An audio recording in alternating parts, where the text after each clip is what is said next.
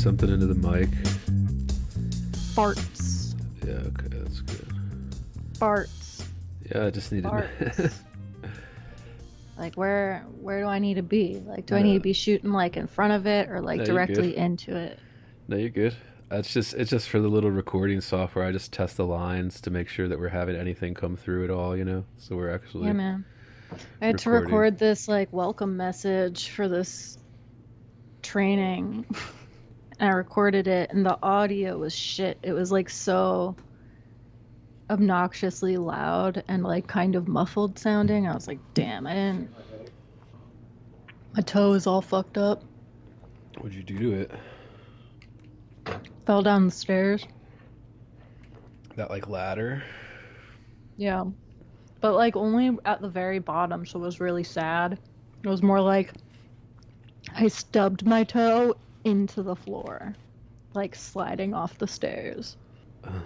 Yeah, It's purple as shit. I actually stubbed my toe last night before bed. It started bleeding.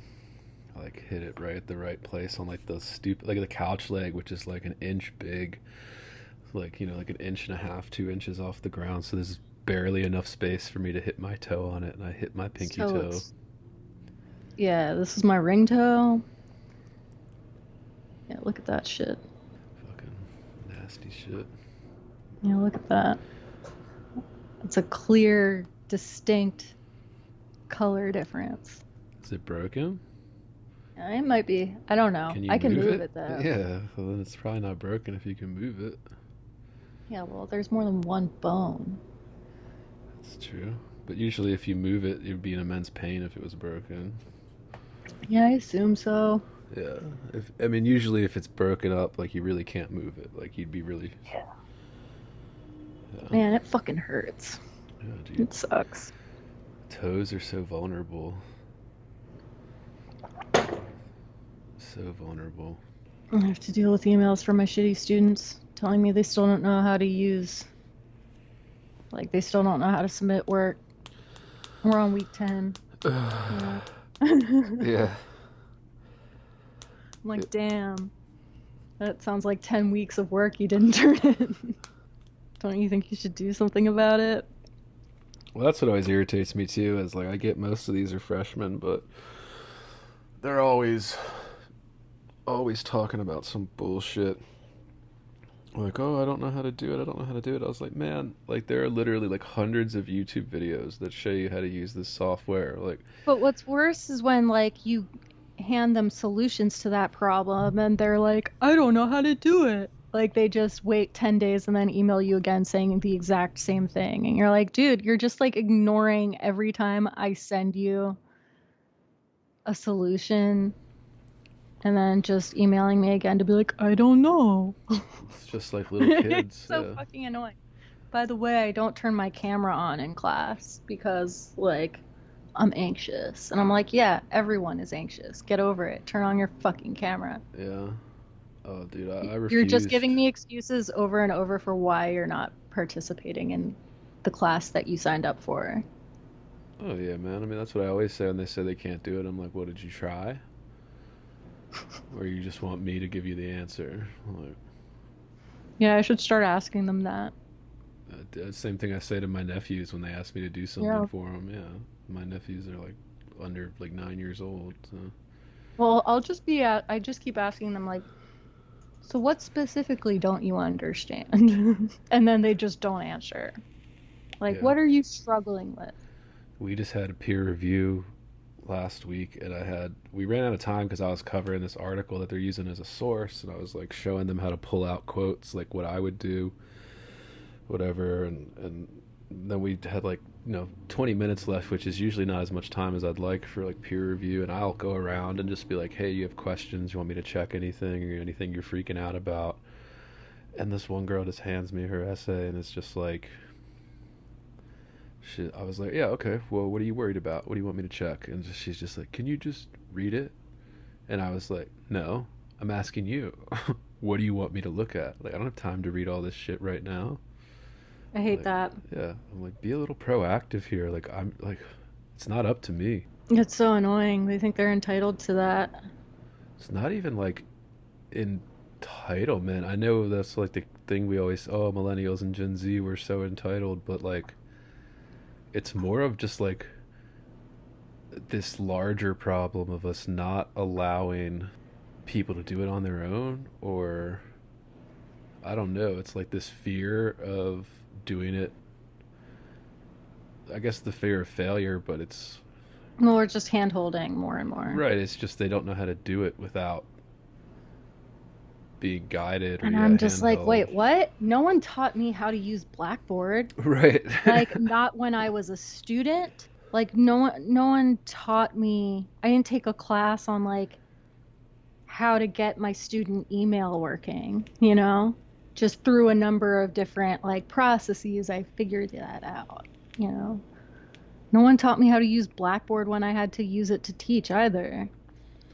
Yeah, although they did send a bunch of instructional videos. I remember when I first had to use Canvas, they gave me this like stupid like printed out like pamphlet almost on how to use Canvas, and like none of it was useful. It was all like their stupid little bonus features that they have there that I just never Yeah, and use. like And all of the shit that you actually need, like yeah, it can be cool to like learn some of the other shit that can be like helpful, whatever.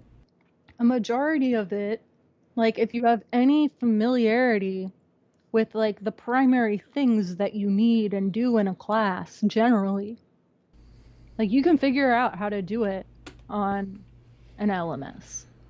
Like it's not, why is clicking around that hard? oh, dude, I mean, it's not even that. I think it's a wider Why cultural cultural like why are the phenomenon. children born of the internet So dumb.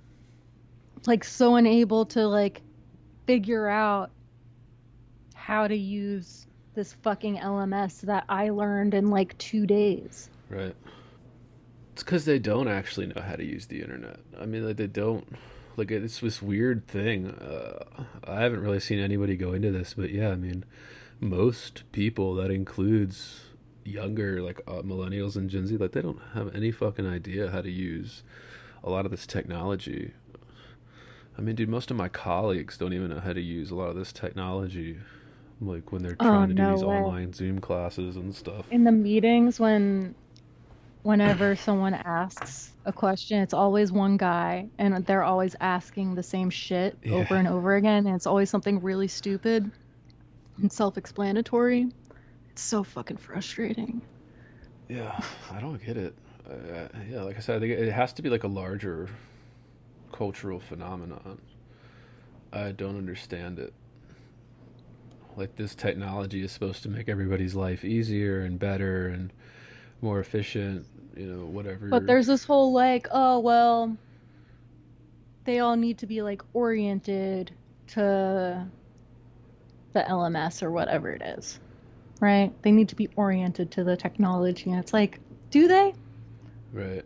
Or like, can you just kind of throw them in and have them figure it out? Because I kind of feel like you can mostly throw them in and tell them that they have to figure it out. And if you said you're doing this for a grade, you're figuring this out for a grade, they would figure it out. Yeah. Uh, Although some of them aren't even doing that. Uh, It's like, I don't know how. yeah, it's a I very don't know how to move my mouse and click around. And right. It's partly. I mean, this leads me to a bigger like theory I have, but this kind of like pretending that like any type of technological like software or equipment is innovation. It's just like a larger thing I keep seeing is like we keep pretending that like just because it's like on a phone now, or like a PDF menu on a phone, all this goddamn shit we had to deal with, like I just am just like this isn't better, like it's well, not more my efficient. favorite is like meet them where they're at. Yeah, You know, they're all online. Why aren't we doing more things online? yeah, video essays and shit. Well, that too, and then you look at the prevailing wisdom of particularly our field and how to teach it. Uh, it's a lot of evidence-free assertions about how technology is good or whatever, just to like technology for technology's sake. That's what I mean. Like we pretend that it's That's my entire innovation. practicum. Yeah, we pretend it's innovation, but it's not really, it's not really making it easier or better or more efficient or helping everybody understand. Like, it's just another thing that they can sell to education departments or like uh yeah, secondary ed schools. uh Well, they're gonna do whatever just more software. I mean, do you remember like, attracts the most enrollment, yeah, I mean, this also. was right, you and I were in college and then into grad school, right? As like those smart boards started to become a thing, right? Like those like Prometheus boards and like they're all pieces of shit. Like like Like those Prometheus. fancy like chalkboards that aren't chalkboards that slide around and light up and shit.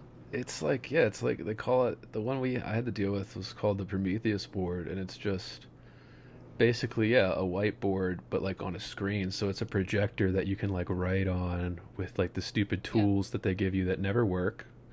They Yeah. had like some stupid pointer that just never worked, and never, you Fuck couldn't that. actually highlight and use it, and nobody on staff seemed to know how to use it. So it was basically just a very expensive projector screen. Yeah, we just had like smart podiums Yeah, we have that, that but also had a computer, and our podiums were in the back of the classroom, so you didn't teach from the front. wow, that's You taught stupid. from the back, Wow. basically next to the students sitting in the back of the classroom. I guess that works better for other subjects, but it definitely doesn't work for English, dude. I mean, that is not.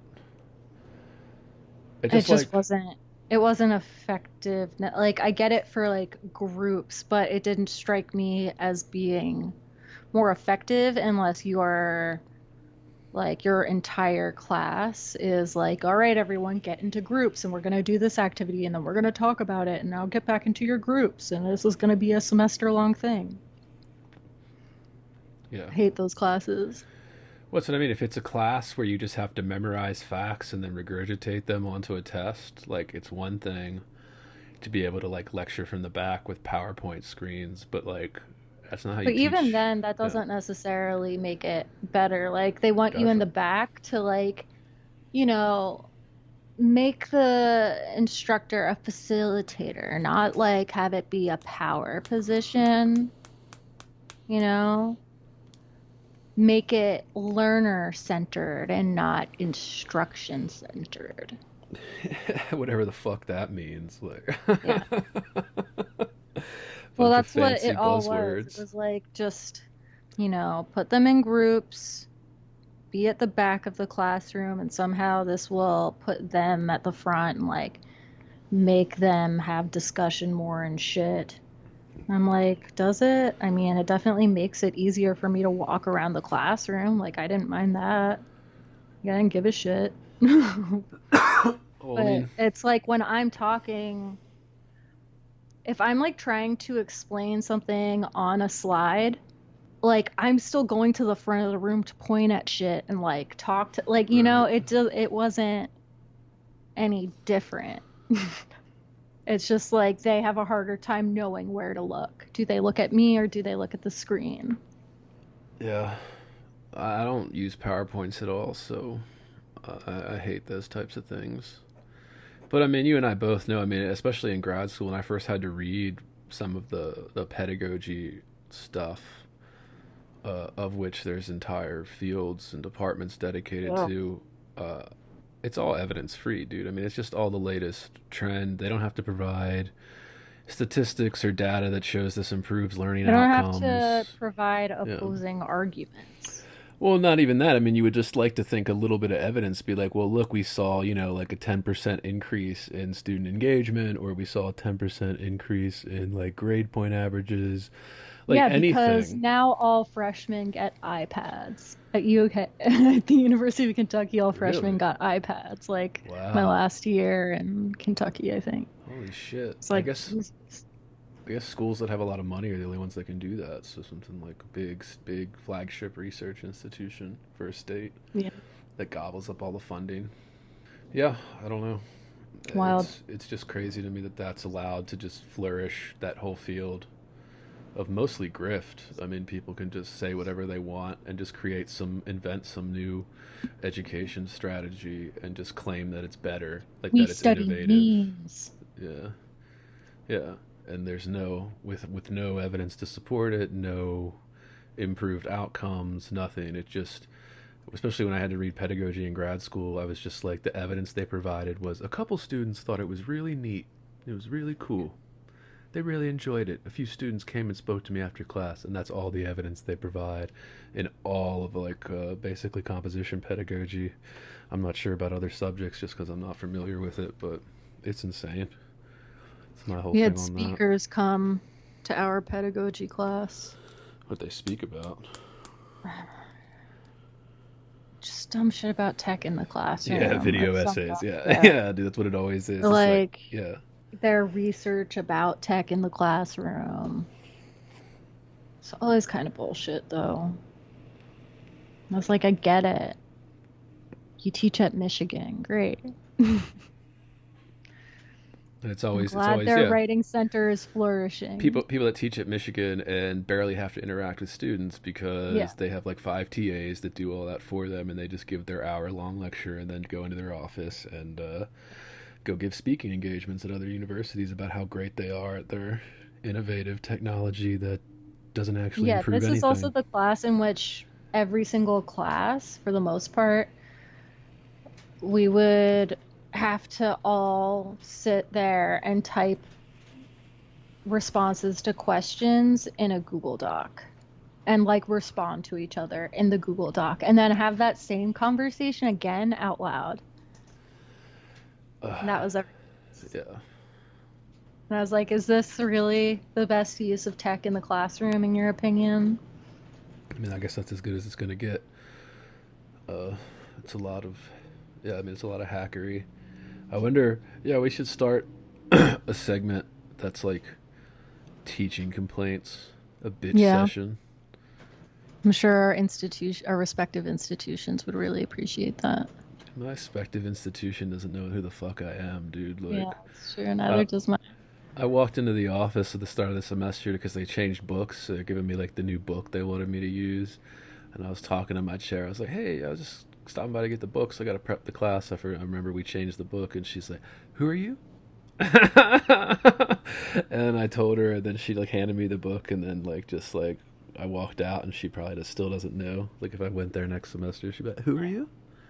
Yeah. Like, "Oh, I'm just the guy you pay, bullshit minimum wage to teach these courses you charge thousands of dollars for. Yeah. Give me like 5%, not Oh, yeah. even. That could be interesting. Yeah, Send, that would be fun. yeah, dude. I mean, the teachers would like it. Teaching complaints. I mean, yeah, Teacher gripes. that's all our pedagogy class School was. gripes. Yeah, in grad school. So I mean, people would have to listen to this for us to even actually have any type of like, oh, maybe we'd get in trouble. Yeah, right now we're just yelling into the ether about why school is stupid. And also we haven't stopped attending it. Yeah, it does feel feckless, dude. Like I've been, it feels increasingly like uh, there's no way to make a living out of it. That's really my biggest thing. Yeah, it's getting increasingly lamer. Well, not even lame, because I don't mind all that, like whatever, the stupid trainings and stuff. Like I don't even mind teaching. Like I enjoy it, and but I mean you just can't make a living. I mean I'm teaching a full course load now as an adjunct, but Yeah. still can't. I mean you still can't And make you're a barely living, making part-time money right? Like you can't. working full-time. And if I got a full course load next semester too, which I'm not going to, like they're not like I'm going to get maybe 2 courses probably in the spring because there's less enrollment. But Yeah. it's like, I'd make less than 30,000 a year, so I could literally work a fast food job full time and make the same amount of money, if not more, with like overtime and shit. So it's increasingly, but well, I don't want to get too far into it, but yeah, dude, and then the PhD industrial complex just keeps on churning. So I mean, it's not like it's going to get any easier. It's only going to get more competitive, more difficult. Uh, Thousands of applicants fighting over one spot, Yep. and that's just going to get worse. So, yeah, definitely at a crossroads. So subscribe to our podcast so that we can keep teaching. And making Patreon.com. no money. Yeah. Patreon.com, heavy board.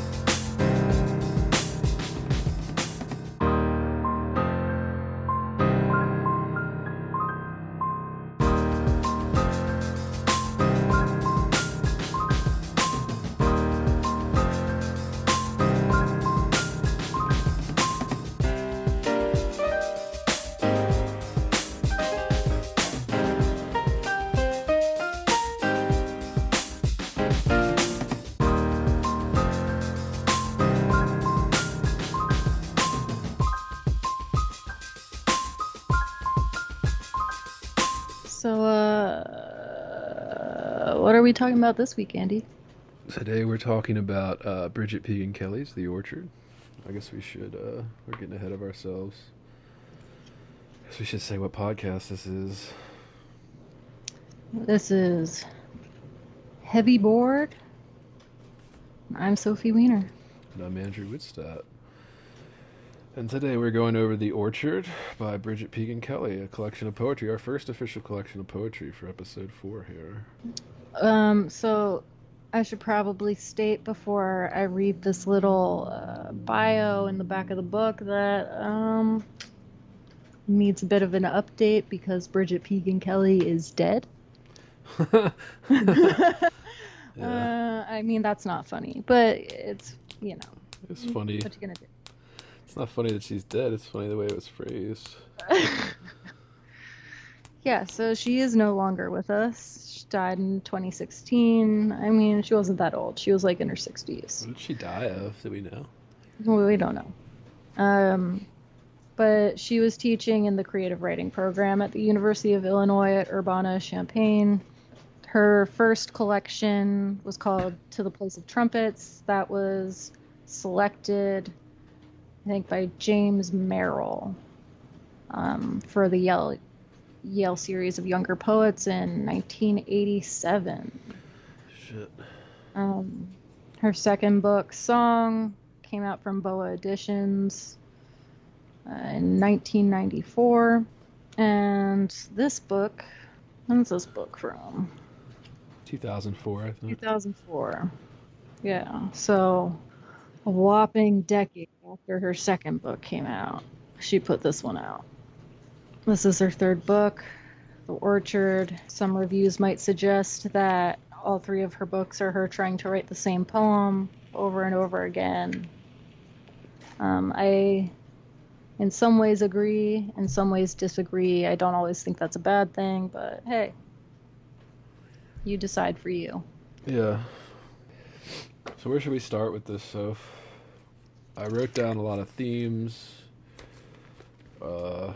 You have a list of things. I guess we don't want to go over all of the poems. We definitely can't go over all of the poems. I mean, these poems are pretty sprawling. Yeah. They're both, I mean, they're not like all very long poems. I would not necessarily describe them as long, but, a lot of them are at least a page or more. And they take up, a good chunk of page. So, yeah, we definitely can't get through all of these, but I think that we can be selective and go through a few. I do want to talk about the first poem because I think that's always sort of important for understanding how to read the rest of the book. I think it's always like the best place to start. And sort of introduces us to some of the major themes. Do you want to just do general thoughts before we get in? Yeah, actually, I thought I would let you start with general thoughts. I mean, about the book, or... Yeah, just what you thought of it. Both of us have read this before, although it's been quite some time since I've actually picked it up to read it before we did this. Probably like 5-6 years since I'd read it. Yeah, me too. Yeah, when I first read this book, I was pretty blown away by it. So like 5 or 6 years ago. And then this time I was texting Sophie. I was just, wasn't as into it as I was last time. I guess that always is the case. I don't know. I found myself a little frustrated with the book, but it's also just maybe my personal problem. Uh, I mean, as I was finishing it up, like, yeah, I mean, I totally understand some of your frustrations. Like, I get where it comes from. They're not like baseless. Um, yeah, I'm just in that stage right now with the hatred of poetry. yeah, you hate poetry. I'm really attracted Ugh. to reading poetry that is about poetry, which Well, is what I think most of this book is about. dude, I'm telling you, every time I bring up how like the hatred, I was like, well, I guess we have to reach out to Ben Lerner, dude, have him come on. Do we want to talk to Ben Lerner? Yeah, Uh, we do. I guess. We do. I want the world to believe that I do. Yeah, I mean, I'd talk to anybody. I don't care if they talk to us. Is really the thing, dude. I mean, send that Ben email. Lerner with his Yeah, Guggenheim. yeah. He's just gonna blow that off. He doesn't give a shit about that email we send. Yeah, Ben just Lerner with his many novels yeah. It's like I would that may expect. or may not be about himself. Yeah, I would expect just a blow off for that. Be like, who the fuck is this? Heavy board. Fuck this Yeah. podcast. Although, in my experience, dude, most writers aren't asked for interviews that often, so they're very eager to give them if you ask. At least that's been my experience. Definitely poets. Yeah. Yeah, I guess if you're very, like, if you're at that level, If you're yeah. like a fiction writer who's doing well, you know. Although, when I was running a literary journal in grad school, I remember I emailed a few to interview, and they were just email interviews, and a couple of them said sure, and then another one said yes, and then it just blew me off. So you never Yeah, I really know. encountered that Yeah, too. I remember one poet who said an emphatic yes. right. That might have not been for an interview though. I might have been soliciting her work. Well, I usually did both. I always tried to solicit their work first, and if they declined, I requested an interview. Yeah, what did you think, Soph, of the book that we're trying? Yeah, I still like it. I mean, I spent a lot of time with this book the first time that I read it, so there are poems that I think I'll just love forever. There are poems that mm, like I will say where this book ends is not my favorite place in the book, and I feel like in the best books, if it ends well, like if I'm really pumped by the ending poem, like it's usually a pretty good book. I don't think this book ends in its strongest place. Well, yeah, that's interesting because I did sense kind of a shift in section three of the book, but I guess we'll get to that. Uh, So yeah, it's split into four sections, which I didn't really realize until I reread it. I thought it was just three, but it's four.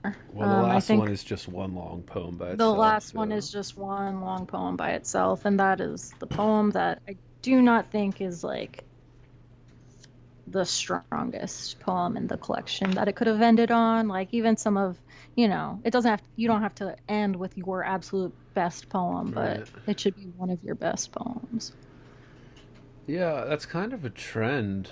Not like a trend, but I don't know if it's just like a trend or like a trap that we writers tend to fall into with the endings of things.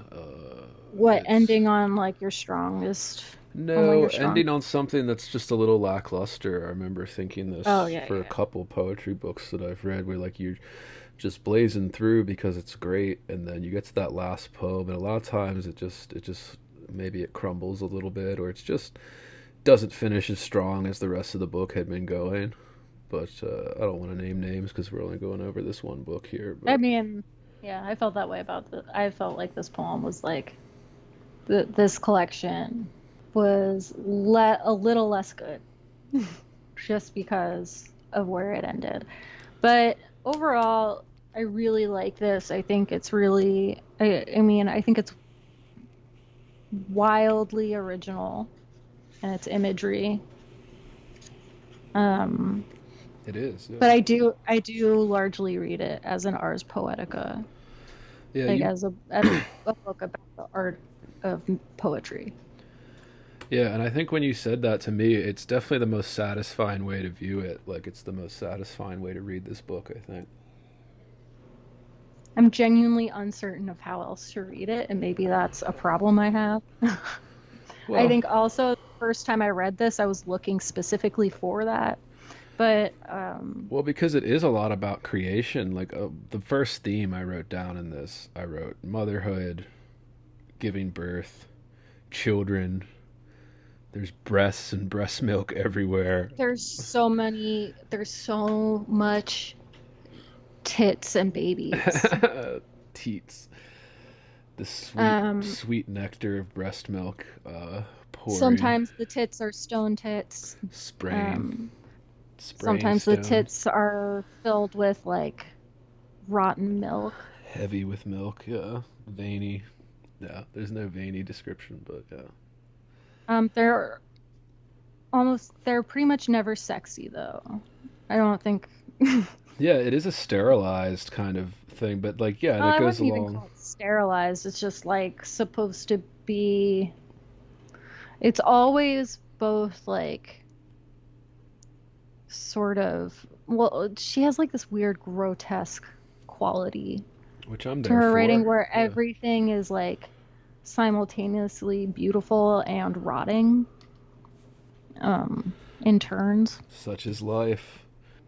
That's why I said like it does shift in section three, where it gets. I think it gets a lot more sexual in section three, where there's actual like reference to the male member and female juices and oily, slick, like all that shit. I believe that's a direct line.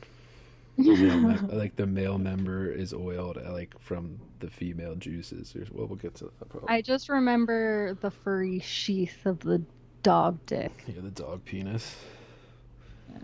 Yeah, self. I always, but that's the thing too. And there's so much reference to like growing and blossoming and like gardens and plants. I mean, the book's called The Orchard, so yeah, I'd say Ars Poetica is the most satisfying way to look at it, or at least this idea of creation.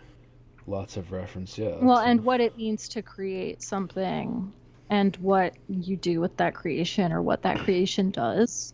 Um, so like the first poem of the first section is called Black Swan. It starts off with, I told the boy I found him under a bush, so already that's pretty loaded.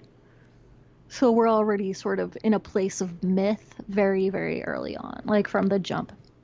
yeah, And I would argue that overall, yeah, I just see the words rank and sweet and stewed milk and all of those and bush and all of those things, all of those images strike me as being a very good summing up of the images of this collection.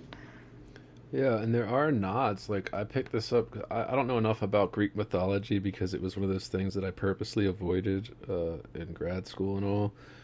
I've since tried to make up for that, but you definitely get references to this kind of like Greek mythology undertones, and there aren't. It's weird because they're not necessarily direct references, but this idea of swans and like babies being born out of animal Oh yeah, there's the feathers. baby in the bush, and then we Yeah, also find that there's a swan with the baby.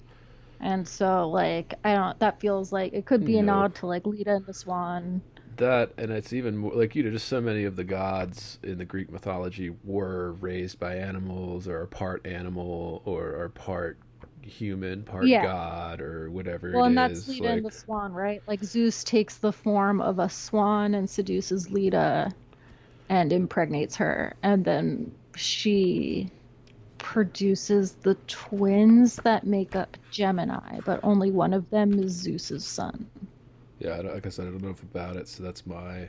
Uh, Neither do I. I looked that up specifically for this poem. yeah, and I couldn't But really like find you don't enough. Yeah, even then like she would have to be very much toying with that story because in this poem like there's this line of um yeah, I picked the boy up and slipped him into my belly the way one might slip something stolen into a purse. So that's still like, you know, doesn't exactly line up with the story of Lita and the Swan. Um And right there, I wanted to ask you because this is something that comes up just structurally in a lot in this entire book is her use of the ellipses. Yeah, I don't always agree with it, but Well, I was going to ask you like what I don't is mind it there. yeah, well, I was going to like what it's used for because in this case, like if traditionally we accept that the ellipsis means something left out, I don't think she's quite using it like that. Maybe in this poem she is. Right there after that image you just read about the child into the belly like a stole like something stolen into a purse and brought him here, ellipses, and so it was, and so it was. It kind of like so that implies more of a left out thing, but in some of the other poems, I think specifically it's used in a couple different ways. So I thought structurally the use of the ellipsis is one of the more interesting aspects. Uh, Well, I mean, we see it in the next, just a few lines later right, on the next page, like the knocking of 1,000 wooden bells, ellipsis, things of such beauty. right. It's almost like, and not so much in this poem because this poem doesn't really have well, a lot of these poems don't really have stanzas, but it almost seemed like she was using it as like a stanza break in some poems in particular. Well, it's a slowing down. It feels like it's intended to slow us down. Or like a thought trailing off. Like there are thoughts, like there are a lot of gestures towards the self going through the process of thinking as they're making or writing or perceiving. Right, or And just so, like a paragraph, like a change in subject. So it's like a change in direction, or that's why I said, in some cases they might be a stanza used as what a stanza break do the same thing almost. But because it's an ellipsis and not an actual stanza break, right? I think it's implied that it's doing more than just a stanza break would. Uh, yeah, I agree. I mean, also there is like a way in which it almost feels like it's not stream of consciousness, but it has that effect. Um, yeah, I mean, because I think the thing that is grounded, so when it grounds it in kind of the garden images, like the orchard, like it's mostly scenes as if a speaker was moving through this kind of weird dream garden. But I think there's also some type of grounding in this sense of like reoccurring characters, like the boy, the wolf, the sheep, the yeah, well, mother. and it like it's pulling these characters often out of pieces of art. Is it? Um, I think so. I I didn't. think a lot of these are referring to real figures in like Greek and Roman art.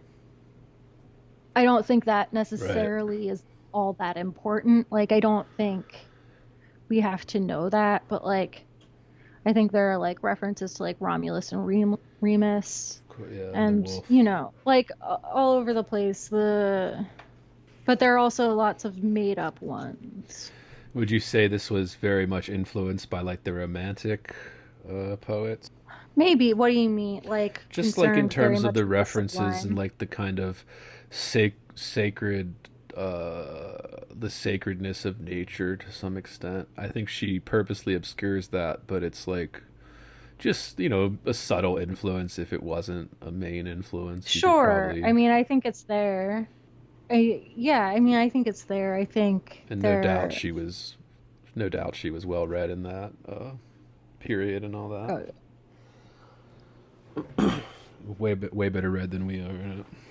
but yeah, there's a lot about sort of the act of. Well, I mean, so the first nod to sort of this strange garden was literally mentioned in the first poem. The bush was in a strange garden, a place so old it seemed to exist outside of time. In one spot, great stone steps leading nowhere. In another, statues of horsemen posting giant stone horses along a high wall. So it's sort of laying out the landscape for us in this first poem and like identifying as like it seemed to exist outside of time. Like we're in this strange place of myth. We're really concerned with things of beauty. And then we get, this boy that she took from the bush who she's like caring for and describes his hair as a cap of shining feathers, as though he was born of this swan, which feels to me like a nod to Leda and the Swan. She says that he comes to me today, weeping because some older boys had taunted him and torn his new coat, had he not, when I bent my head to his head, said softly, but with great anger, I wish I had never been born. I wish I were back under the bush. Which made the old garden rise up again, shadowed and more strange.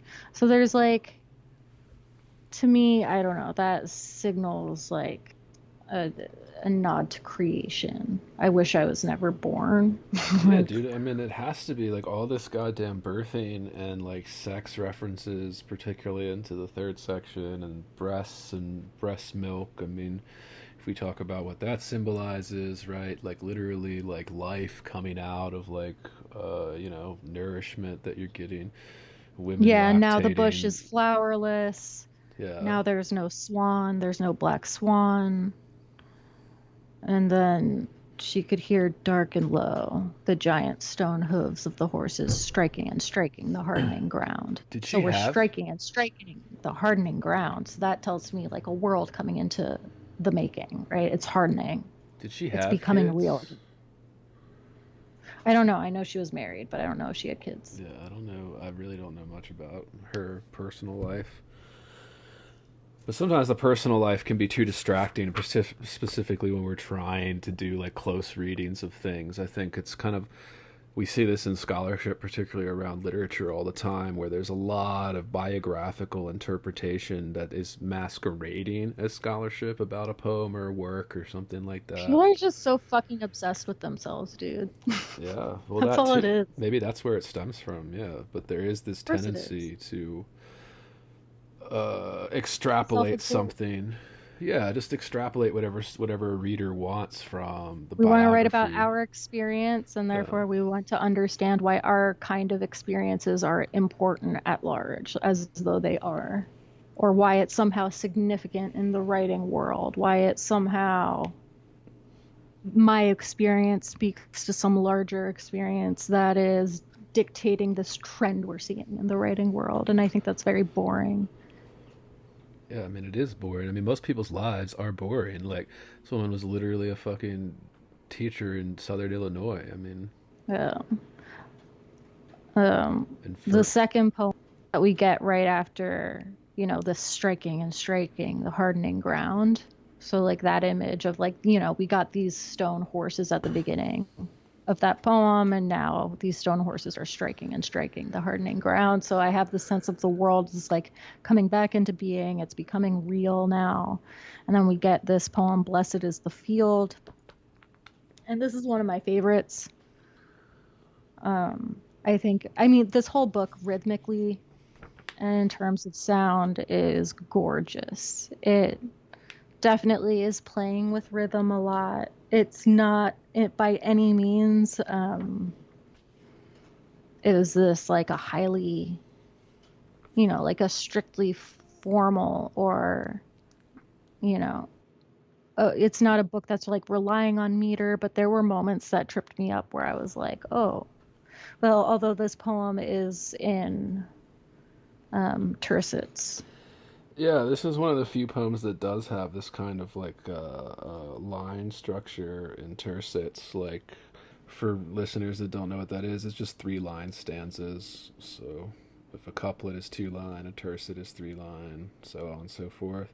But it's one of the few that is where, and honestly, I thought a lot of what poems worked the most in this are the ones where she had a much looser structure. So the prose poems Hmm. that really didn't make use of a traditional kind of poetic line. I thought that those worked structurally a little better.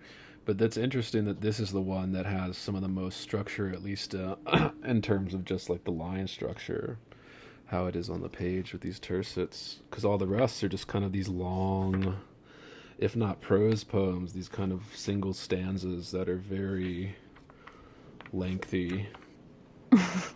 Except for Blacklegs. Where's that? 17. Do you want to talk about the Blessed is the Field? Yeah, I want to talk about Blessed is the Field. I mean, I like this poem a shitload. I mean, the lines that stand out to me the most, starting in line 3.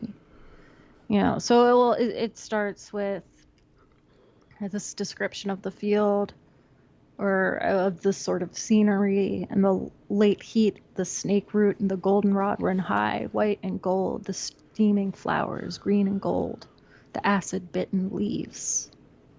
And then we have this ellipsis, and it says, it is good to say first an invocation.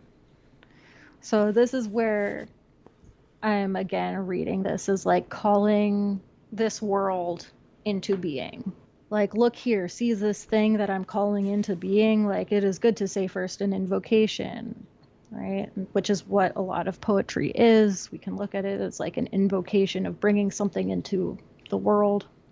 And I do get this sense of very much open landscapes. And I mean, granted, as she spent most of her life, I don't know about most of her life, but at least probably while she was composing this book, she was living in southern Illinois. You think of the landscapes of these vast stretches of untouched, as a lot of places in the Midwest, right, are just untouched landscape, forest, plains, and you do get a vibe of that when she's talking about like the goldenrod, like the overgrown grasses and stuff in the sunlight. Like you can just drive anywhere and put those parts of the country and just see, yeah, like this pristine kind of. And I think, well, obviously that influences this because I mean your surroundings always influence what you're doing, but yeah, it really does. The streaming flowers, the goldenrod run high, the snake root, like just this like very kind of nature open pristine landscape. Yeah, plus the rhythm of this poem just fucks. Yeah, talk about the rhythm. I gotta pee. We're like fucking 40 minutes and I already gotta pee. Yeah, I mean, just the sound of this first beginning is great. In the late heat, the snake root and the goldenrod run high, white and gold, the steaming flowers, green and gold, the acid-bitten leaves. It is good to say first an invocation, though the words do not always seem to work. Still, one must try. So this is her invocation then. This is her calling the field into being, is what it feels like to me. And she goes on to sort of give us the rest of it, right? Bow your head, cross your arms, say, blessed is the day, and the one who destroys the day. So the rhythm of it is just incredible. And it sort of stays that way rhythmically throughout. Again, it's not really hanging on to a specific meter here, but it's really, really using the sounds of those words. And then again, even like this specific reference to words themselves, right? Though the words do not always seem to work, feels very much like a reference to writing a poem. Yeah, and if we go broader, just straight up communication. Yeah, the single golden black insect repeating its two lonely notes. And it does have these reference with blessed is the field. I mean, this pastoral kind of references. Yeah, and then things sort of turn to carcasses. The smell of burning rubber is from a rabbit carcass the dog dragged into the ravine.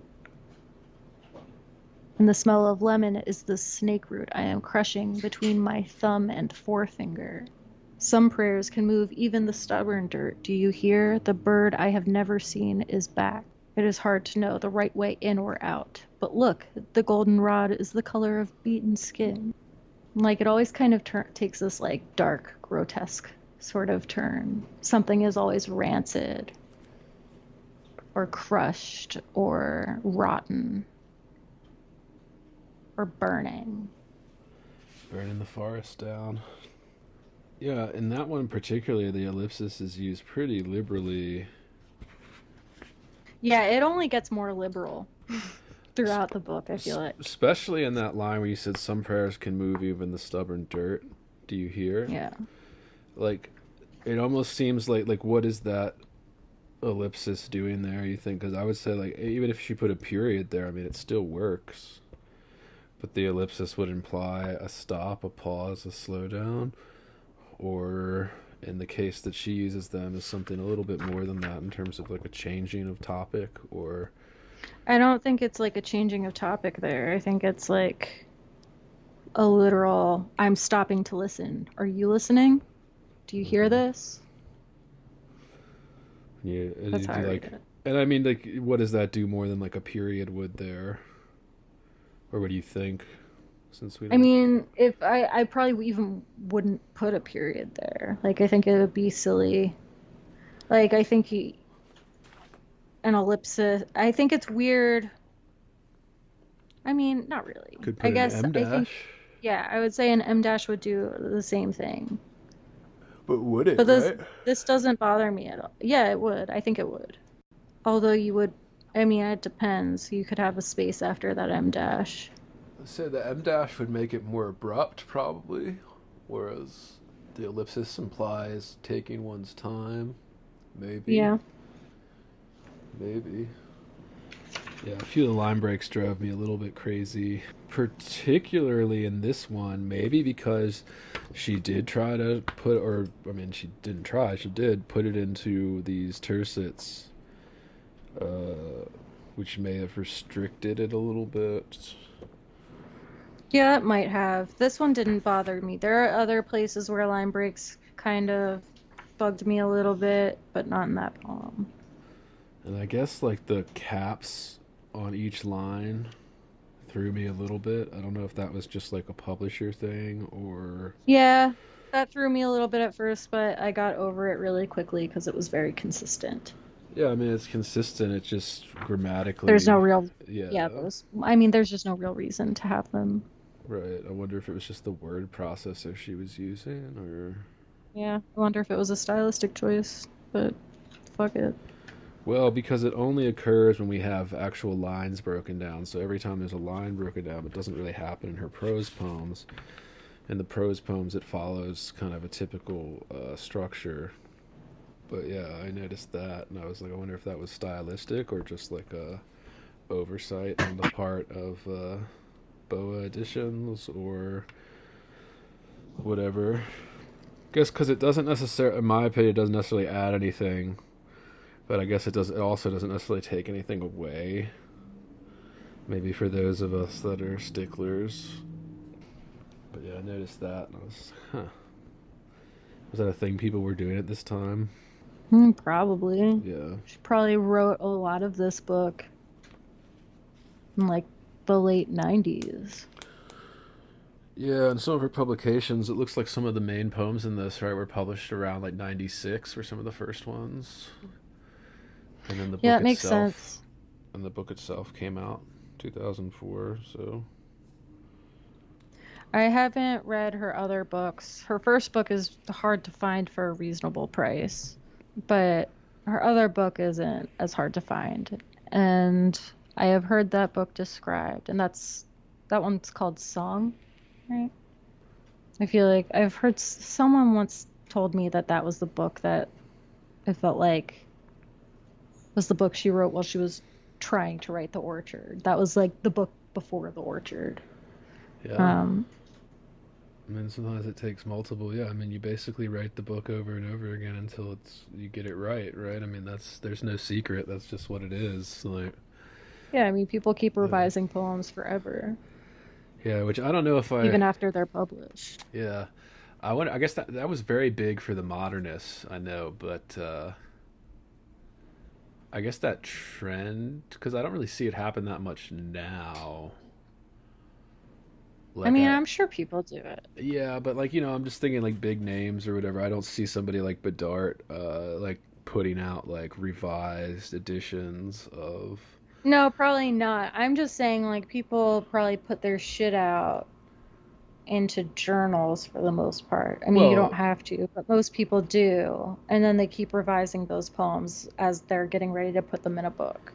yeah, I mean that part, sure, but I was talking more specifically like the modernist in particular would constantly, Auden in particular, would do those revisions. So like 20 years later, he would go back and do revisions and then disown the previous version. I Yeah, guess, sometimes you have to for your own pride, man. yeah. Especially if, like, you grow to hate your own poem, right? Like, because it's not just a poem you read somewhere. It's like you came up with those words. They get stuck in your head. You hear them over and over again. And in the case of Auden in Like, particular, I think his revisions didn't really add much, you know. But I guess, well, let's not talk about that if we're gonna. Yeah. All right. What else you wanna cover in this? well, were there any poems that you like The ones felt that I would strongly ever, about? ones that I always like, Sheep Child and then Two Boys were the Yeah, two that those are both I important. really wrote down as. I would just say that like a poem like so well, I mean, okay, whole pretty much the whole first section of this book to me feels like an invocation of the orchard as a place. Does that make sense? And Mm-hmm. I think Brightness from the North kind of seals that in for me. Well, maybe, I mean, this whole section does. Well, Then we it come has sort of, to because but it's. I would say that these poems are relatively abstract, so having this location uh, is a necessary thing to make them work. I mean, it has to have this kind of we're walking through like a dream garden, you know. But yeah, do you want to talk about Black Legs? You said no, we can talk about Sheep Sheep Child. Child.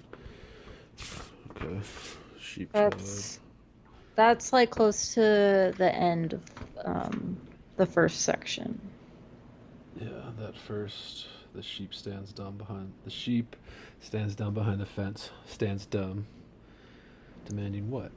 Pity, affection, a breast full of milk. That was one of the line breaks that I noticed through second read here. A breast full break of milk. I would break it after breast. A breast full of milk. Yeah, I get that. Like I don't know. I can hear it sounding fine in my head, but I like that this opens kind of in a way that feels sort of bitchy. I wanted a child. What then? This? The sheep stands dumb behind the fence. Stands dumb. Demanding what? Pity, affection, a breast full of milk. He's up to his neck in his filthy fur. Yeah, I'm just a stickler for line integrity. So one of my pet peeves. And I could never write something that breaks the phrase in a way that makes it kind of stumble, or it would make a reader stumble, or at least make me stumble. Yeah, I don't know. I tend to read kind of through and jammed line breaks and just emphasize them a little bit or emphasize like the stresses of the word. Well, I think Yeah, I it, don't know. it works better in a few lines down where she says, the pretty picture sliding past. Look, there goes the flowerless larch lurching over the ground like a skiff. Yeah. Like, it works better in that way. If, like, yeah, whatever. That's one of my pet But like peeves. I would put my head up to your smelly head and watch the pretty pictures sliding past.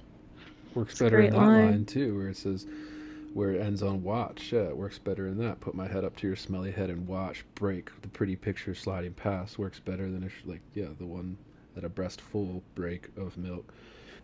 Okay, that's my pet peeve about that shit. Yeah. And then we get, the crow, the bully bird beating and beating the air with his wide wings as if calling the field to order. There is no order. Yeah, this is another one where I'm just like I'm hard pressed to say what this poem is about. Yeah, Mothering. I agree. I think it's about I mean, at first, I think it's about like perceiving and making. I think this one is a little bit looser. I think this one is harder to pin down than the other poems we've talked about so far. Except for I wanted a child. What then? This? Like she's referring to something she's essentially made. Right? There is no order. What day of the week is this? Wash day, bake day? What hour of what day? And we have this weird moment. Behind you, flanked by steely thistle, stands the old goat. contemptuous, uninterested, gnawing on the last of a Sunday dress, and I had a goat once, the thought that comes to me. I had a small black goat who pounded his head against a tree until he was dead. His name was Bumblebee. Well, night is coming on. No, it is dead afternoon. But there is something about night in this cloud-shadowed field. It's another section right there after the Bumblebee where the Ellipsis is doing a lot of work. That's why I'm fascinated by the kind of structural use of the ellipses in this. His name was Bumblebee, Ellipsis. And then we have a completely. I just find that move such on. a strange interjection. Like, that's where I feel like, I mean, that's like one of the moments that, like, for me, I was able to cling to that I found a little bit clarifying because I was like, oh, this is actually sort of a stream of consciousness thing. And we have like the speaker envisioning this strange, strange world. But yeah, this one I love, but I struggle with. Except we have perhaps, oh, I would turn this pretty. You see the cowbirds riding the bony heifer by the overturned bathtub. The birds are dun-colored, yes, but when they rise and swim together, they change color, brown to red, the way the light changes color at dusk.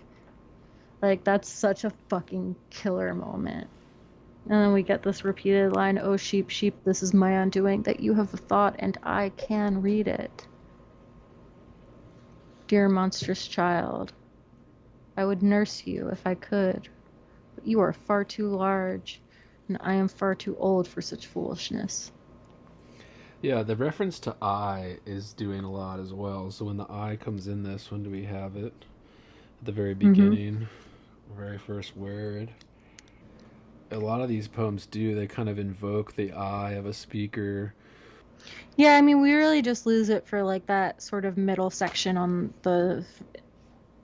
page 22.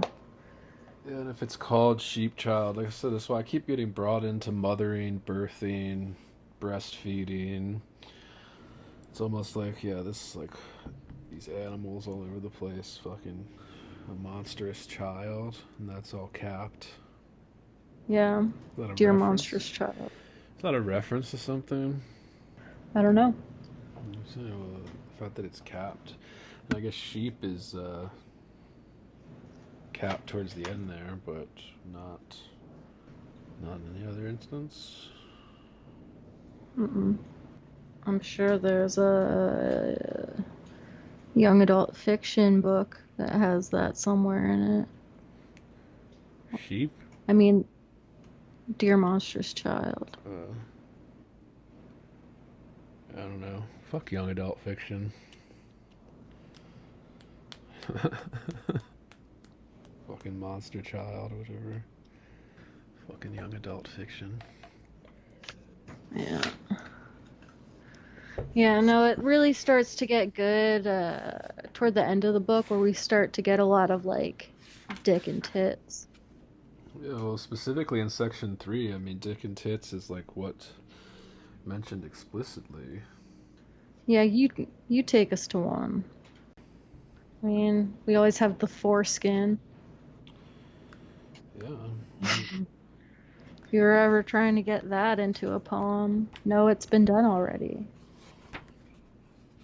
Yeah, well, that's the thing. So in section 3, we immediately have all this stuff about, more sexual with the foreskin being planted, the dragon, and that's where that poem, The Dragon, on page 47 is the one where they have that line, his tail divided, his skin oiled, the way a male member is oiled by the female's juices. Oh yeah, that's a good one. Yeah, where's the first instance of like a hairy sheath? I think it's the dog penis. Yeah, where is that though? Oh god. We're probably not going to talk about Pale Rider because that one's just really fucking long. Yeah, I think it probably is in this section. Well, it's just when it gets very sexual, section 3. Maybe it's earlier. Maybe it's the wolf. I feel like there's a wolf poem. Yeah, there's a lot of reference to all that garbage. All that garbage. All those dicks. All those hairy dog dicks. God, there are so many pregnant bellies, too. Yeah, man, I'm telling you, it's about Just birthing. going through these pages. So many. Yeah, the dragon was the one that just seemed so obvious to me, and then all these reference to birds and bees and this kind of Oh, yeah, the birds and the bees I remember in that poem. yeah. Well, that's too. She's basically describing a penis. Yeah. The bees come out of the junipers, two small swarms, the size of melons, and golden, too, like melons. They hung next to each other at the height of a deer's breast, above the wet black compost, and because the light was very bright, it was hard to see them, and harder still to see what hung between them. A snake hung between them. The bees held up a snake, lifting each side of his narrow neck just below the pointed head, and in this way, very slowly, they carried the snake through the garden. The snake's long body hanging down, its tail dragging the ground as if the creature were a criminal, being escorted to execution or a child king to the throne. But yeah, so it's almost like these two like cock and balls like being hovering Yep. across the field, right? Yeah, I remember really enjoying that. Cock and endless balls. Shout out to Ginsburg. Cock and endless balls. The dragon. Yeah. Yeah, and then Which that's carries us through the landscape. that, and then it goes right into, yeah, after that. His tail divided, his skin oiled, the way the male member is oiled by the female's juices. The greenness over bright, the bee's gold, the winged serpent moving silently through the air. Yeah. And right after that, we get the foreskin. We have an oiled member flying with bee testicles, like melon bee testicles, and then yeah, dude. And it does take this turn right here in section 3. I was just like, damn, this is just starting to lay the if we're going with creation or the Ars Poetica thing with this, it's I mean, of course they're gonna throw in that. I mean, you have to, I guess. I planted the little curl of skin under the magnolia. Planting Though I had foreskin. heard the word and its definition many times when confronted with the tiny curl of flesh, the word did not seem to resemble the thing I held in my hand. Its words so often do not resemble the things they represent.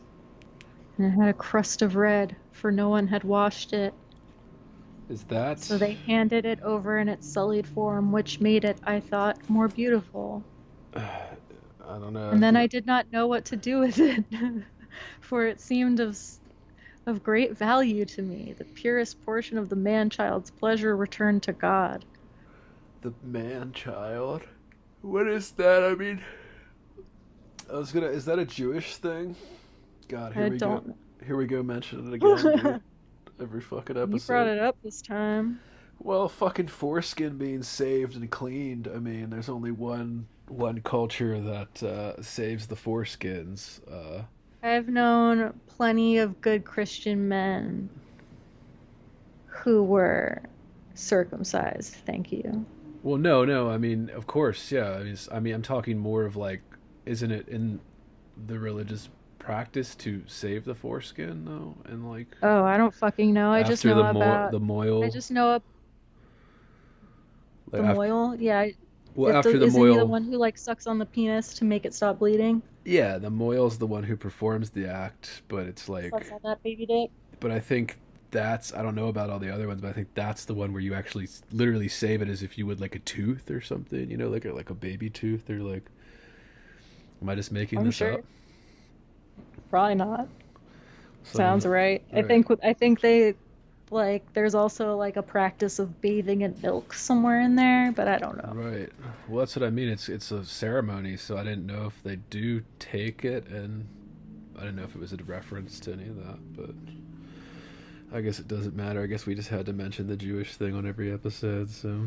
Yeah, I just think there might be some kind of swishing involved. I don't know by whom or with what. Just, it sounds like it probably happens. Yeah, and then there's this reference to ancient covenants, right? Like folded into this piece of flesh. So I don't know. It just made me think of that because I mean, yeah, I mean all the Christian. I mean it's American, yeah. So all the Americans that have circumcisions that just do it not necessarily for religious, but just because. I mean, uh, but yeah, I mean that's like the one religion where it's like a huge deal. It's like part of the practice, right? Is like this covenant between like removing the foreskin of the child. Damn, so is this how the orchard was made, according to her sort of myth making? The Maybe. foreskin? So I planted it in the black dirt at the crest of the field, and then I planted the magnolia over it. That was the order. First the little petal, now dried, then the new bush. And in 1 year or two, the bush made blossoms that began as furred buds. Well, yeah, I mean it goes along with the creation, but yeah. Yeah, this feels very much like a world building sort of book. A world and myth building sort of book.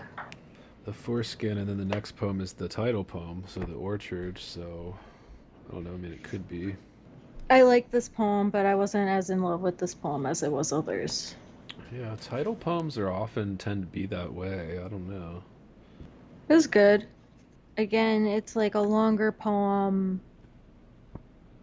that is good, but like definitely not one of the best of this book, in my opinion. Yeah, I think this poem, The Orchard, could have been served better in the prose form. Really, I think almost all these poems would have been served better in the prose form, but She does do the prose form very well.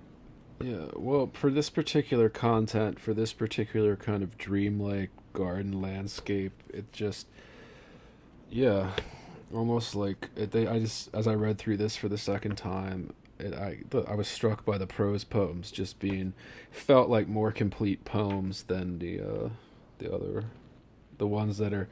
I mean, because there's only a few that even have stanzas, right? I mean, the rest are just kind of this long. Yeah, it's like I can't tell if this poem is like trying really hard to give greater order to the book. Like, I don't know. One of the other things she does is she uses a lot of sentence structure to, I mean, to her advantage in this, where she alternates between these long, short sentences, sometimes not even sentences, right? She'll just alternate depending. Well, at the beginning, she has a ton of shorts. Like, at the beginning of The Orchard, it's like, I saw the dog in a dream. Huge, white, bony creature, big as a horse. At first, I thought it was a horse. It was feeding on apples, as a horse might, though not with a horse's patience, for it was starving. Like, those are all separate sentences, even though many of them are fragments. And it continues that way until about halfway down the first page. Windfall from the orchard above the lake, pitiful place. The few trees there grow black and yellow, and the thin grasses stagger down to the abandoned north field. Yeah, see, then we get this long ass sentence And that's that goes on for many, many lines. And like that's fucking impressive. and at the end of this, I think there's like a direct reference to the birth of Christ. And she talks about the smell. Yeah, as though she's holding the heart of some like the semi-beating heart of some holy being. Well, and just like the reference of, and the heart was heavy and wet, and it smelled as it would smell forever of myrrh and burning blood and gold. So myrrh, gold, frankincense, Yeah. the gifts from the wise men at the birth of Christ. So the story goes. So this direct reference to those specific things, but she adds the burning blood. Yeah, a lot of burning.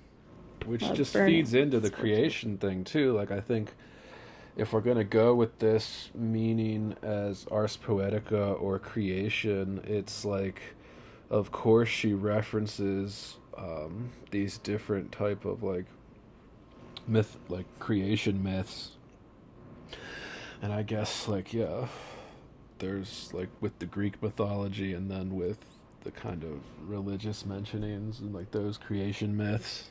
But it's not so obvious. I mean, I think it's very subtly done, very small. Like, Yeah, I like that the gestures here are largely subtle, you know. They well, don't yeah, over I mean, not all of them. Like in Mask they're very, very in your face, but like it also is very explicitly that and doesn't like try to hide it. It's just like I'm making a gesture to Christ here. and I'm saying specifically the so out birth here. of it. So yeah, I mean the birth of a king, right? That's why they brought him those gifts because that's what at least that's how the story goes. We must play with passion our two parts, Lazarus undone, and that good fellow Christ, hard fellow Christ. Oh, do not lose faith. Work it out, work it out. And I guess you could talk about if we wanted to go further into it. Yeah, I mean, the immaculate conception type thing, like this Yeah. birthing without sex, Yeah, well, birthing, that's where it starts. Or, I mean, you know, right? And the reference to the foreskin and yeah. God, Mask is a good poem, dude. Dear God, to be more than a light-hearted jest, or a hard-hearted jest, my crow, my lark, my winsome wren, my chough. O sweet-lipped one, who keeps me to a task I do not want. Let me be more than a dove-witted fool.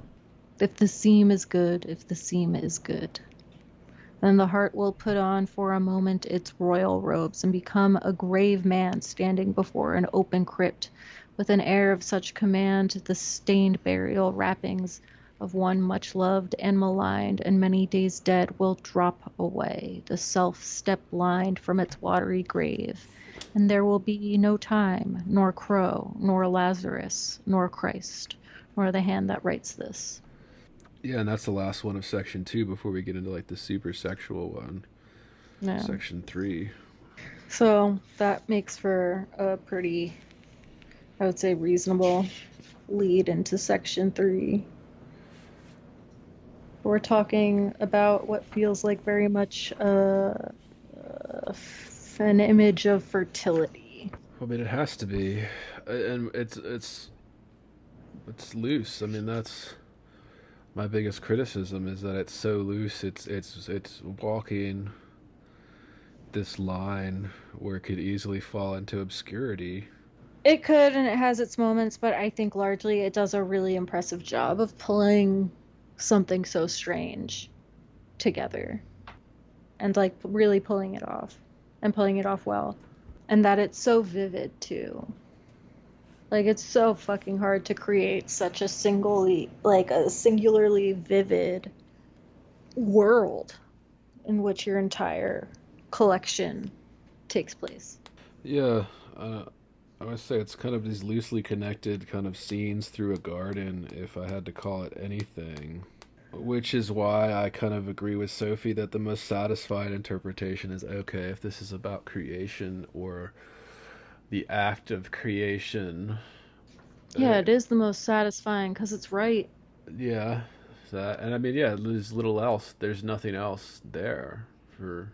Well, yeah, if you don't have that, like, I remember when we first read this, and some of the people we were also reading it with were like, oh, I didn't read it that way, but now I do. And I'm like, Really, yeah, like, what were you clinging to before? You know? dude, I How barely. else do you read this? I Yeah, don't know how else to read this. But the gestures toward making and toward things that are otherwise common tropes in poems, like birds. yeah, they do love them some birds, dude. Poets love themselves some Fucking birds. songbirds. Yeah, fucking songbirds, fucking birds. That's why it always struck me when like Berryman would like write water birds or something in a poem. Fucking water birds. Yeah, well, in that poem Two Boys, I think there might be a little nod to Berryman. Like in this one where it's almost like are there Two Boys is the one that made me think is there more than one speaker in these poems because I guess it's hard to tell, but it's not so much call and answer like Berryman, but You mean like where she uses italics? No, I mean in the way she structures the sentence and it no accident, it already raining, Oh, yeah, yeah, yeah. The which syntax. which is a huge, like a drastic change in the rest of the book in terms of how she writes the syntax. Like just those two, that one little tiny sentence or fragment of a sentence, and then that last little fragment, it already raining. I mean, sounds like a huge Berryman nod. Yeah, I don't know. I don't know if I buy in that easily. Yeah, that was just the first thing I came to, but it seems deliberate because it's a drastic variation on the syntax, and she doesn't use it almost anywhere else. It's just in this two boys poem, and this is one where I did start to think to myself, like, okay, like, is this two speakers? Is this, are there characters that they're trying to, or that she's trying to bring in? Well, there are otherwise occurrences of like a couple of boys running around. I think maybe in the poem The Orchard. There's The boys boy walking drowned in the around bog. with their circumcised penises, Yeah, planting bushes. drowned boys. Yeah, planting the foreskin in the bush. I mean, I guess you could go really sexual with all that. The boy drowned in the bog. Not a pretty sight, not a pretty end. And it no accident. Right. Well, that's And what I mean. him, a stranger in town. But I mean, it's such an abrupt change in the syntax. Like it's such an abrupt, and it's like the one of the only instances. There's two instances in this poem of it, and that's it. So yeah, This one's good though. This one's one of the best. yeah. That's one of the ones I pulled out to me. Rank the berries in the bushes and mute the birds, not like birds at all. Yeah. And then yeah, there were a couple poems where I just wrote "what the fuck" at the top and at the bottom. These are just But not on this exercises. one. Not on two boys. I wrote it on Windfall at the beginning and at the end. Where I was just like, I don't know what this is. I can't find it now, of course. There's only like, what, 15 poems in this thing. Of course, I can't find it. Oh yeah, this is the one where we get that weird repetition from Which one? Two Boys is like where we get a weird repetition of a sheep child. Yeah. The boy had wanted a brother, but this was not what he meant. Had he said the wrong words? Did words have such power? That's what I mean. This is a fucking Ars Poetica. You don't say that in a poem and not have it be about that. Yeah. I mean, it's the only thing you can come to. Like, it's the only thing that has any type of consistent thing. Yeah. When you get to the end of these poems, you're like, all right, well, what did I just read? Yeah, but I feel like when you read it with that lens, it's so easy to read it. It's so much easier. Am I wrong? Uh, They feel suddenly somehow more grounded to you? I mean, no, but putting the Ars Poetica. I mean, it's so broad, of course. Like it's. So if we say that, yeah, it's just about creating, well, then we can just do whatever. Then what the fuck is the fish? Yeah, what about the italics? I guess we haven't talked about any of the italics, and that's another trope that keeps coming up. Is that representing spoken? What do you think? I mean, I took that to be like monologue that's like supposed to be interior, like to the poem or to the speaker of the poem. Right. So some type of thought, or yeah, Yeah. clearly meant to indicate something, but yeah. Well, I mean, yeah, I just took that to be internal thought here. Or like sometimes, I mean, I think there was maybe one place where I read it as an emphasis, but it was like my least favorite. Like I remember liking that poem, but not the way it ended. Because it ends with, "Oh, self." It might be sheet music, because I think it's the end of the first section, yeah. Yeah. Sheet music. Oh, self. That one ends in italics. Yeah. And the very, almost too many ellipses in that last stanza, too. Yeah, I would agree with that one. I would agree with that judgment. I am, and in this case too, like this case, it does confuse me a little bit how the ellipses are used. I wonder if it means anything that they're also four dots instead of the traditional three. But Well, four dots just indicates the end of the sentence. Three dots you use when the sentence is going to continue after the ellipsis. okay, well that clears that up then. So yeah, I mean she is using them as periods then. Well, I guess she uses Yeah, them as interchangeably as periods or subject markers. but there are places where she uses it like in plants fed on by fawns. She uses a four-period ellipsis after immediately following a question mark. That's page 53. Right, which is where she would use it more. That's what I mean. There's like this liberal use of And it. It's that not that's confusing to me because I'm like, wait. right. It's not entirely clear. I wonder if it. I guess we could explain it away. We could say, oh, it's just stylistic, but I don't know uh, why I would assume in that case you would chop off one of the periods in the ellipsis and like you could keep that question mark and it would still be four dots, but maybe that's not how it works. She probably knows better than I do. Knew or because she's dead. well, yeah. I mean, in that particular case too, you're talking about that line of and then the changing of the guard. Ellipses, no break. The flies Yeah. do not trouble me. Yeah, I mean, I would say like that ellipsis is doing very little. It may be one of the weakest Yeah. uses of it. It's maybe one of the weakest uses Seems in this book. unnecessary. Yeah. So in which But case it we would seems like explain she it. thought really, really hard about it. So in which case we would explain it away as a stylistic thing, which Yeah, 'cause she uses it so much though. Like there's a lot. well, that's why it stood out to me because I think she's using it in a couple of different ways. Like Sparrow's Uh, Gate, there's a lot of M dashes, and at the very end, there's a lot of ellipses. right. She uses it in a couple of different ways, but it's very loosely like used in some instances, and like the one you just pointed out, it's almost seems unnecessary. It is unnecessary Yeah. there, I think. But I think this is a good book. I really like this book. I would read it again. I will read it again in a handful of years. And there are poems here that I will always fucking go back to.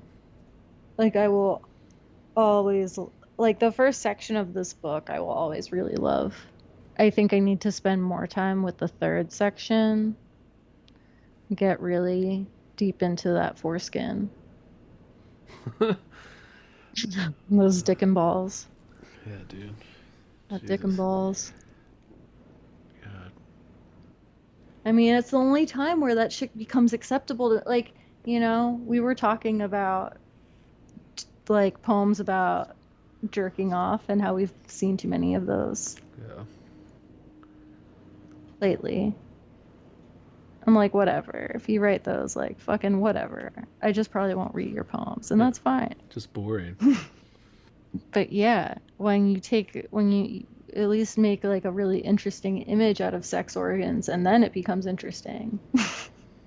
Well, and then it's that she's not even really referencing masturbation. No, she's not. Yeah. Whereas masturbation is like you're not really creating anything in that sense. So I mean, yeah, it makes sense that this is kind of absence. It's just so much better. Masturbation poems, dude. I masturbate. I pleasure Well, I'm myself. talking about something else, but also in this poem, I'm gonna let you know that I'm jerking it. Jerking it. And I'm proud. I'm really proud, but also I'm really ashamed. Yeah, look at Because I'm a man. look at my cum. Yeah, Oh, what an those image. are always really sad poems. What an image. Sad poems.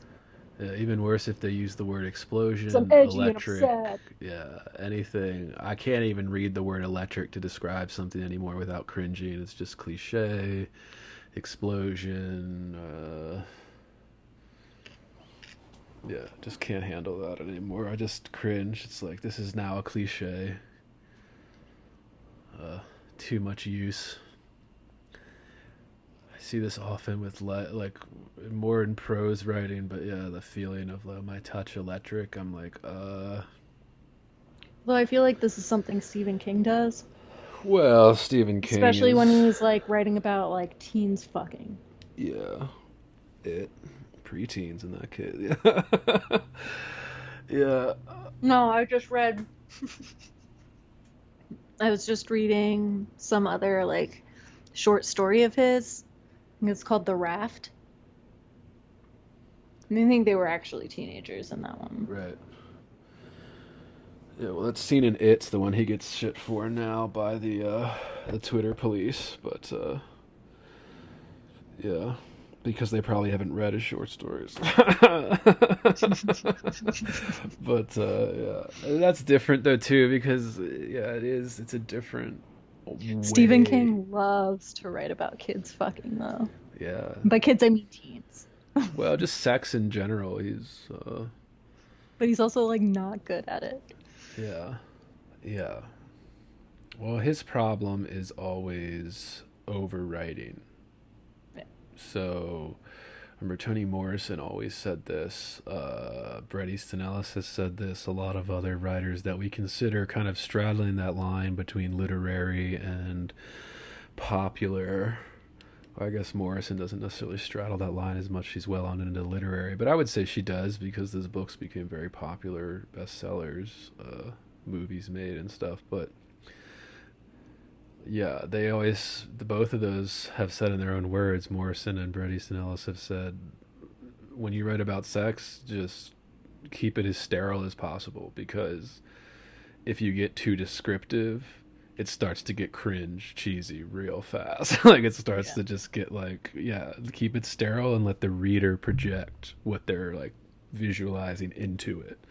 Because otherwise it just starts like, you start getting dirty romance novel if you start getting too descriptive, like quivering member, or like Oh oiled by the God. female's juices, right?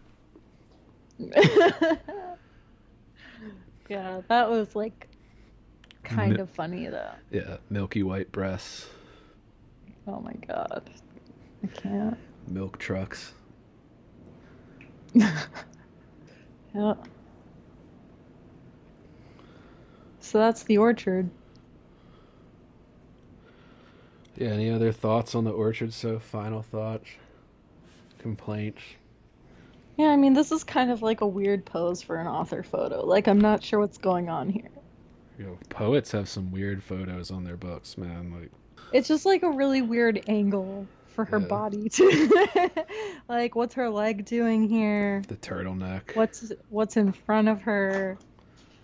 There's a lot going on there Yeah, that confuses the image a little bit. it's Like, very is this it's very 90s with like the light wash jeans and like a turtleneck from like J.C. Penney or whatever. yeah, and Like, that's like a legit turtleneck. And it's not yeah, like she doesn't have it like folded over once to like, make it more comfortable. Like it's just scrunched up. It's like unrolled, scrunched up, like straight up turtleneck. Not like a sweater, and like a pleated turtleneck. it looks like some foliage falling into the crotch. Like, Yeah, I can't tell it if that's is.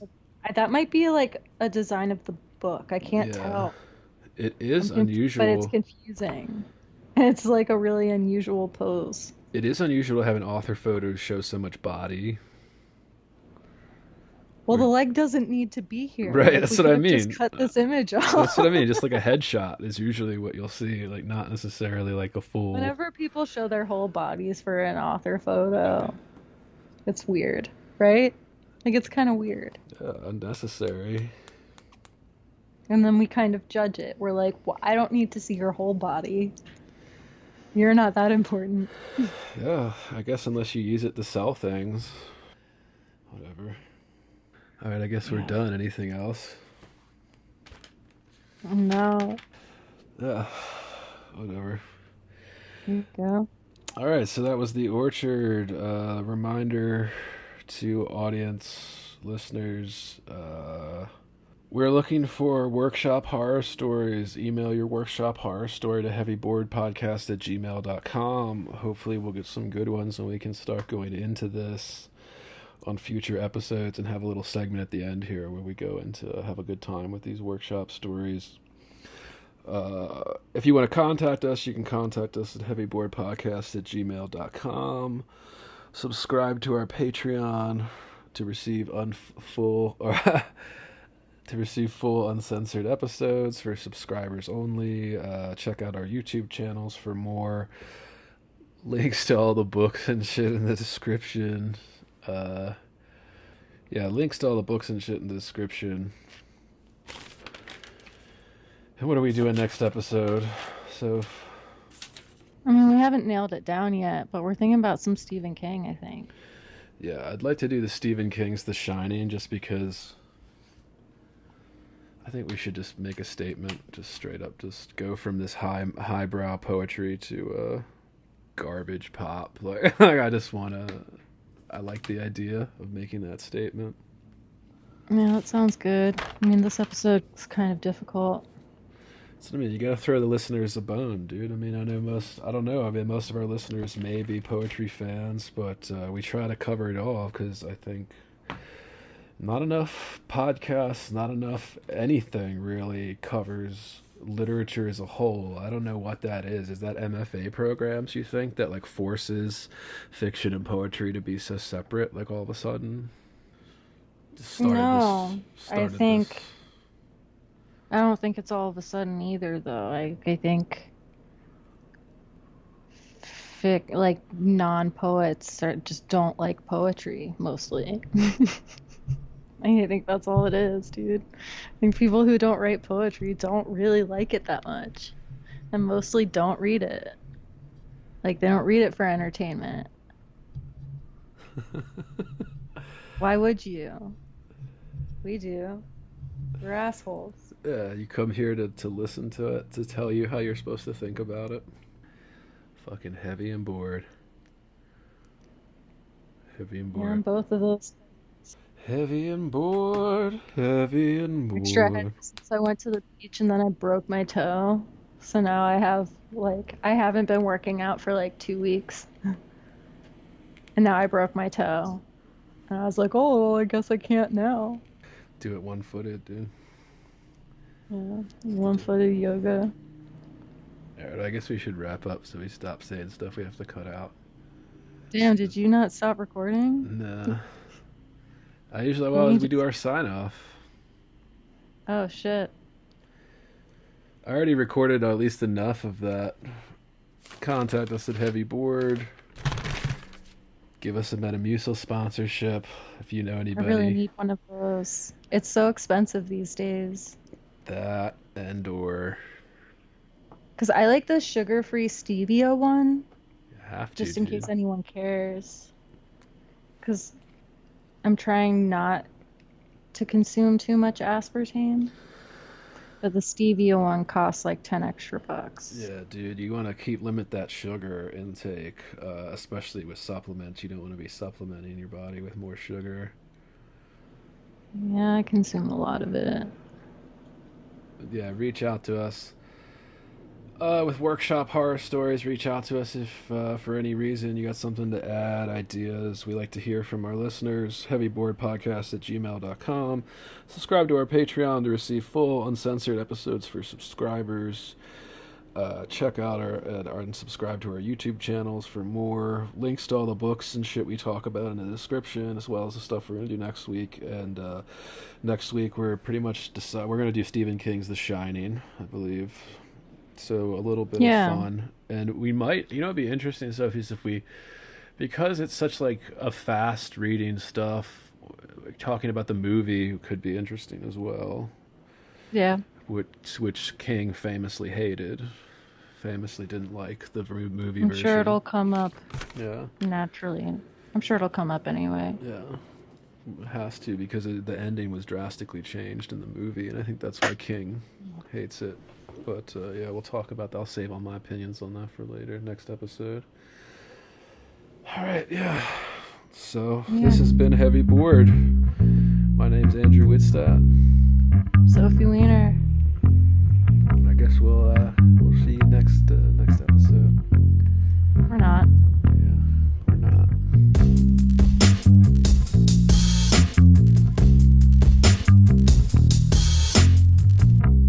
Heavy. Bored. Heavy. I am heavy Bored. I may say that the male is entirely hostile. No! Inner Resources. life, friends, is boring. We must not say so.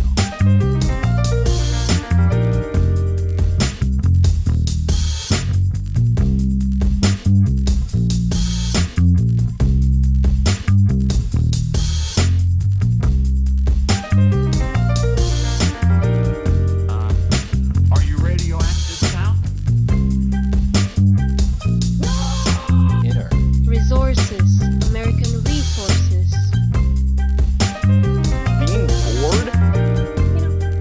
Some activities are intentional, right? It shows such a lack Heavy. of gratitude for life. Bored. I aspire to boredom, I Heavy. should say. Bored. Heavy.